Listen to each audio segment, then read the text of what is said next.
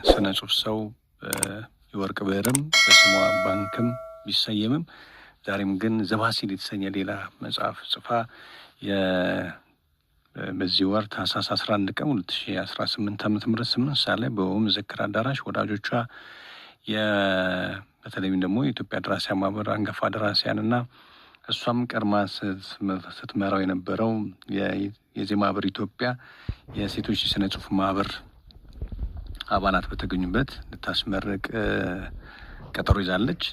እንግዲህ በህይወቷ ውስጥ ፈታኝ ህይወት ገጽ ያሳለፈች ቢሆንም በቃኝ ሳትል ከ1996 ዓመት ጀምሮ ቢስራኤልን፣ እመምኔትን፣ የስሜት ትኩሳት ቁጥር 1 ቁጥር 2 የንስሐ ሸንጎን፣ የጴጥሮስ ዋዜማና በባለቤቷ በጀነራል ታሪኩ አይኔ ታሪክ ላይ የሚያተኩረውን ጀግና እንደ ቴዎድሮስ፣ ቆራጥ እንደ ጴጥሮስ የተሰኘው መድብል ከልጇ መቅደላ ታሪኳ በጋራ ነው የጻፈችው። ሰዓሊ ነች፣ የክራር አንጎራጓሪ ነች፣ የካርቱን ፊልም ጸሐፊ ነች። የኢትዮጵያ ደራሲያን ማህበር የመማክርት ጉባኤውን ለረጅም ዓመታት አብራ ሰርታለች። በኢትዮጵያ ደራሲያን ማህበር ውስጥ በሚዘጋጁ ትልልቅ የጉዞም በይበልጥም ደግሞ የመድረክ ዝግጅት ላይ ስራዋን በማቅረብ እናውቃታለን።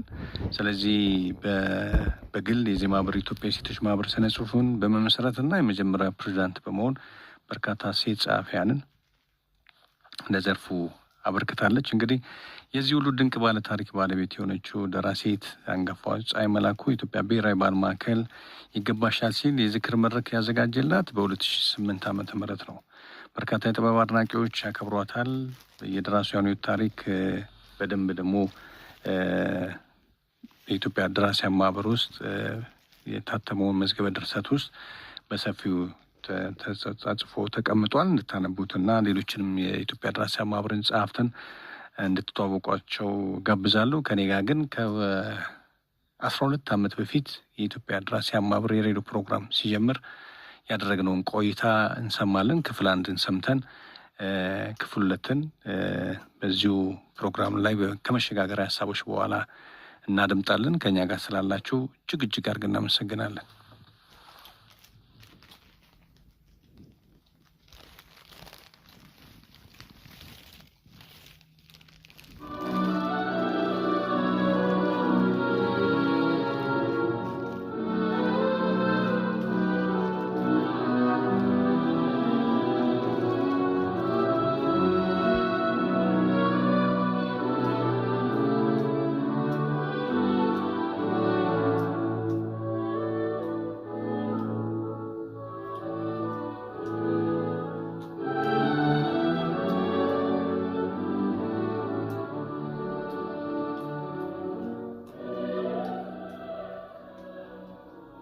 በመምህርነት ሙያ ላይ ሰርተሻል። ረጅም ዓመት በቁጥር ካስቀምጠው 32 ዓመታቶች ናቸው። እነዚህ የብርሃን ዓመታት ማለት እንችላለን። በድርሰት ስራዎች አለሽ፣ ገጣሚም ነሽ፣ ሰዓሊ እንደውም የሚሰራን ባለሙያ ጭምር ነሽ። ከዛ በተረፈ ደግሞ በጥበብ ውስጥ ማንጎራጉርና ያሉቻ ማንለው በክራር ትምህርት ድረስ የተወሰነ መንገድ ሄደሻልና ለመነሻ እንዲሆነን ከመምህርነቱ እንነሳ። ከመጀመሪያ ሙያሽ እንደተጠቀሰው መደበኛ ስራዬ አስተማሪነት ነበር። በዚሁ ስራ 32 ዓመታት አገልግዬ ነው እንግዲህ በፈቃድ የጡረታ እስከወጣ ድረስ ማለት ነው።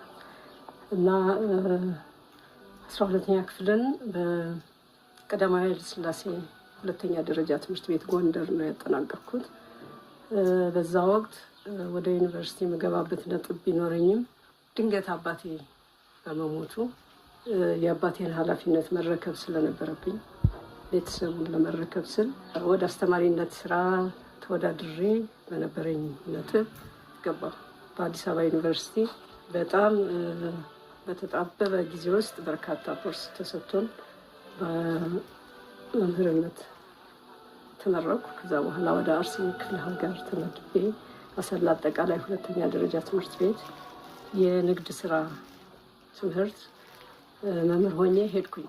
እዛ በነበርኩበት ጊዜ የቢሮ አያያዝ ስርዓትንና የመኪና ጽህፈት ትምህርትን በእንግሊዝኛና በአማርኛ አስተምሬያለሁ ለ10 ዓመታት። ከዛ በኋላ በነበረብኝ የዚህ የሳይነስ ወይም ህመም የዚህ የአፍንጫ ህመም ምክንያት የተነሳ ኤክስፐርት ወዳለበት ስፔሻሊስት ወዳለበት ትለወጥ የሚል የሐኪም ማስረጃ ስላገኘው ወደ አዲስ አበባ ተቀይሬ ጀነራል ወንጌል ትምህርት ቤት ገባሁ። ጀነራል ወንጌል ትምህርት ቤት በዚሁ በንግድ ስራ ሙያ ትምህርት ጸሐፊነት ሙያ ላይ የተሰማሩትን ተማሪዎች ለ22 ዓመታት አስተምሬያለሁ እና በህይወቴ እጅግ የምደሰትበት ነገር ቢኖር በነበረችኝ እውቀትና በነበረኝ አቅም ለወገኖቼ ከሌሎች መምህራን ጋር ያደረኩት አስተዋጽኦ ሰዎችን፣ ወጣቶችን፣ ሀገር ተረካቢ ዜጎችን ለመቅረጽ ያደረኩት አስተዋጽኦ ሳስበው በጣም ደስ ይለኛል።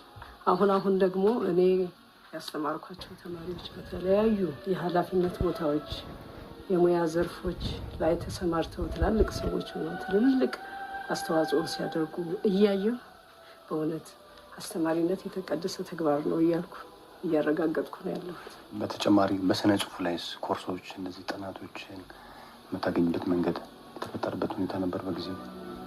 የሚገርመው ነገር የስነ ጽሁፍ ትምህርት የተማርኩት በርካታ መጽሐፍት ከጻፍኩ በኋላ ነው።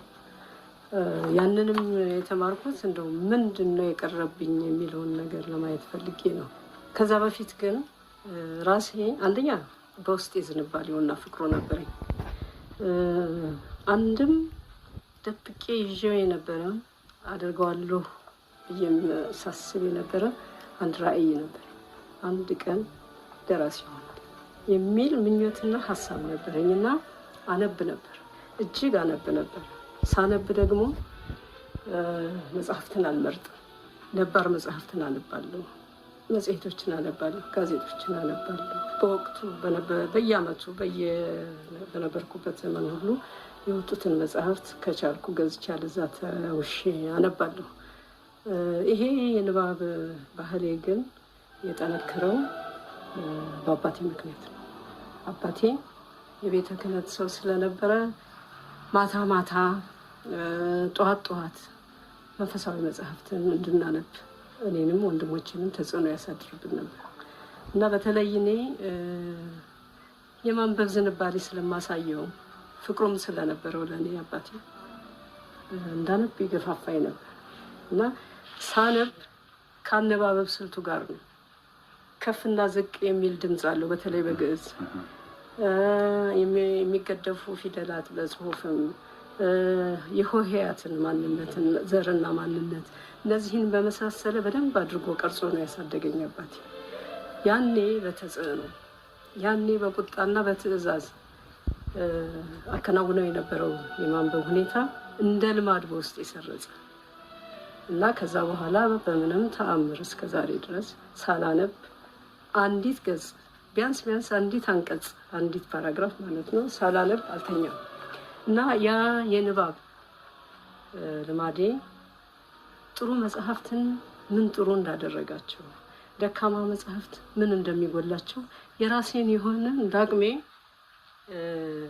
የመገምገም አቅም ሰጠኝ። ስለዚህ አሁን ደራሲ ለመሆን የነበረኝን ምኞት እውን ለማድረግ ድርሰቶችን በሙሉ መመርመር ነበረብኝ። ከራሴላስ ጀምሮ እና አረሙኝ፣ ዛዲግ ወይ ምድብ፣ እንደወጣች ቀረች የመሳሰሉት ቀደምት መጽሐፍት አርአያ እነዚህን በትምህርት ቤትም እየታዘዝን እናነብ ነበር። አንብበንም ደግሞ የራሳችንን አጭር ዘገባ እናቀርብ ነበር እና እነዚህን ሁሉ በትኩረት ነበር የምሰራቸው። ይህን ማድረጌ ፍላጎቴን መሰረት እየሰጠው መጣ። ከዛ በኋላ ከአርሲ ክፍለ ሀገር ወደ አዲስ አበባ ተዛውሬ ጀነራል ወንጌል ትምህርት ቤት እንደገባው ይህን ፍላጎቴን ምን ለማመድበት መድረክ ፍለጋ ላይ ነበርኩኝና በዘመኑ በወቅቱ በሰባዎቹ ውስጥ ከፍተኛ ጥራት ያለው የሬዲዮ ፕሮግራም የነበራቸው የለጋዳዲ የትምህርት ስርጭት ክፍል ነበርና ቅዳሜና እሁድ ላይ ህብረተሰቡን የሚያሳትፍ መርሃ ግብር ነበራቸው እና በሰማኋቸው አንዳንድ ጉዳዮች ላይ የራሴን አስተያየት መስጠት ጀመርኩ። በኋላ በማቀርባቸው ሀሳቦችና አስተያየቶች ግንኙነት እንድንፈጥር አደረጉ። ቋሚ ፕሮግራም እንዲኖረኝ